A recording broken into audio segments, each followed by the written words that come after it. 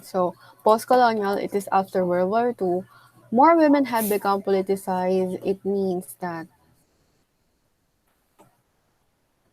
kabarok sa boses. Hello, hello. Ayan. Post-colonial, it is after World War II. More women have become politicized, but hindi lahat ay engaged sa mainstream politics. Many Filipino women were joined ideological groups and combatants of the rebel movement against the government. So, uh, among those groups, ito yung three of the examples, Makabata or Malayang Tulusan ng Bagong Kababaihan, Kabapa, or Katipunan ng Bagong Pilipinas, and ang Gabriela na hanggang ngayon ay nag-exist pa rin. It means General Assemble, blinding women for reforms, integrity, equality, leadership, and action. So, not all the groups or rebel movements ay nag-exist pa rin ngayon.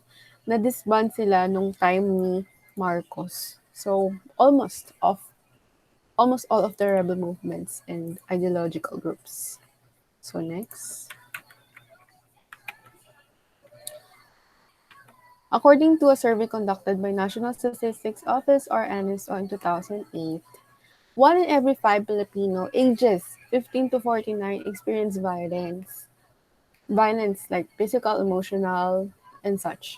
When the NSO conducted the 2008 National Demographic and Health Survey, the survey introduced different types of violence that were done to women or experienced by Filipino women at least of their lives.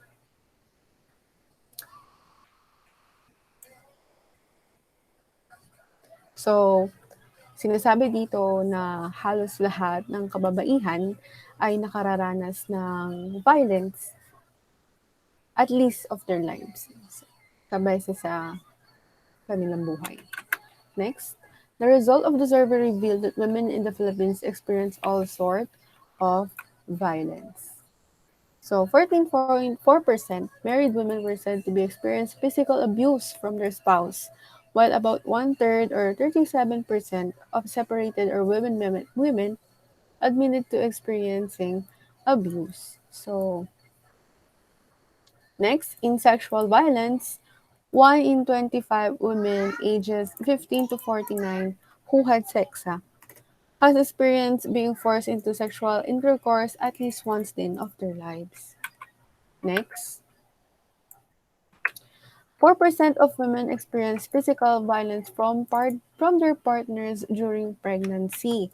So ito yung hindi naman mga it's not the married ones but their partners, their live-in partners.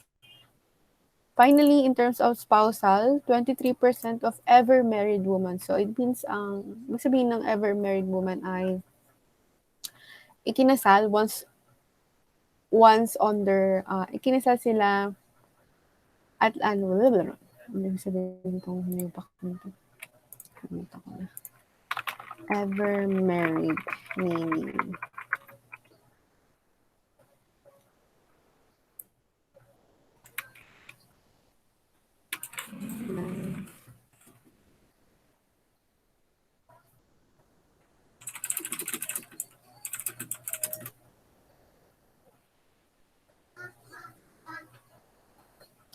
Shucks, ano meaning nun?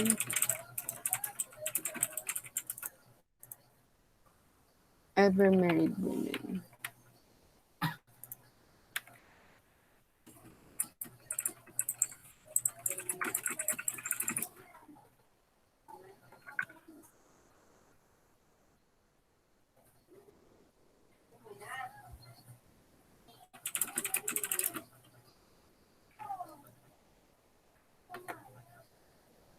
So ever married woman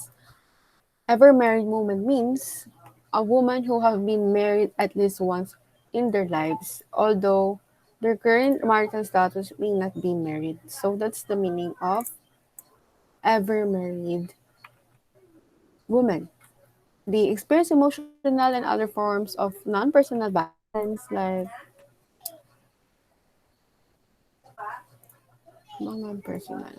non-personal like emotional abuse. Like that.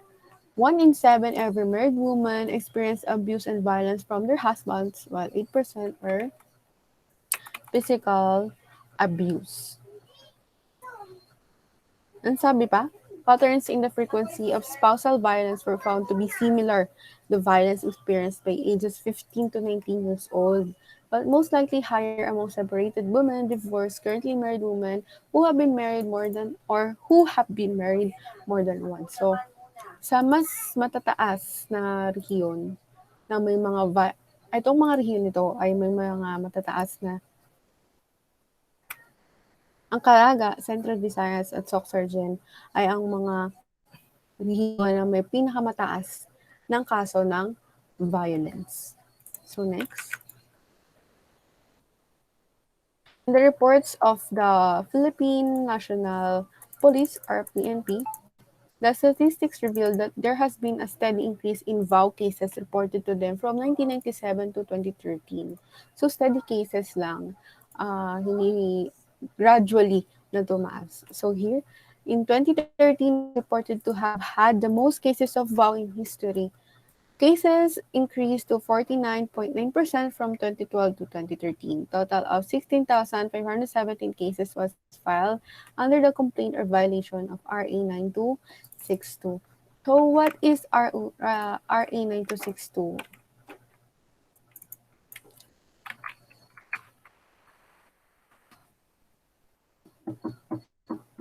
RA 9262 is an act defining violence against women and their children. Yun yung RA 9262. Okay, next. According to PNP,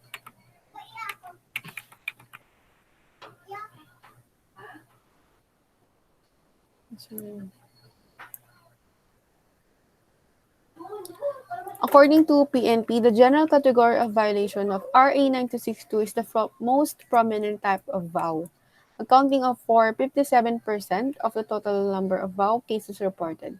Physical injury comes in the second with an accumulated 19.7% of reported vow. So, in overall cases, physical injury or physical violence was the second one. So, next. In Region 6 or Western Visayas was found to have had the highest number of reported VOW cases nationwide in the year 2013, with a record-breaking of 4,833 reported cases, which accounts for 20.3% of the total reported VOW cases in the Philippines. Then the Region 11 or the Davao region with 18.5% and Region 7, Central Visayas with 14.5%. The region which had the least amount of VOW cases was the ARMM or the Autonomous Region of Muslim Mindanao or the with 66 cases.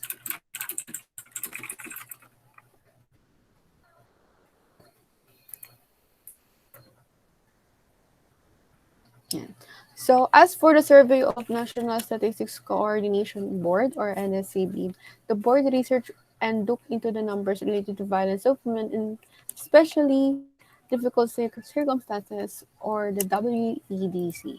WEDC includes women who are victims of sexual abuse, physical abuse, maltreatment, battery, illegal recruitment, involuntary prostitution, armed conflict, human trafficking, detention, and others like HIV patients and potentials. So they also experience abuse, abandoned, emotional distress, unwed mothers, or unmarried daughters.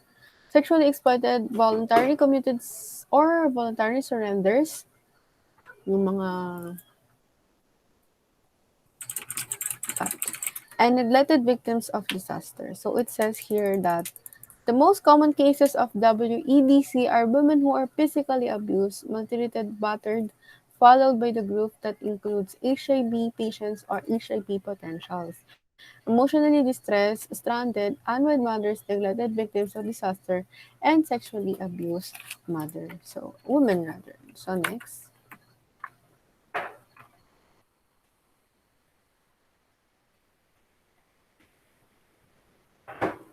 NCR used to have the most number of WADC cases, but in 2007, Region 3, 10, 9, 11, and 13 overtook the region on the countries of the most number of WADC.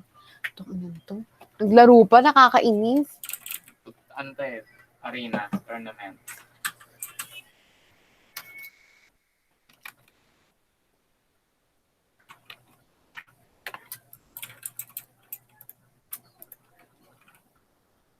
Tapos pala ng camera ko.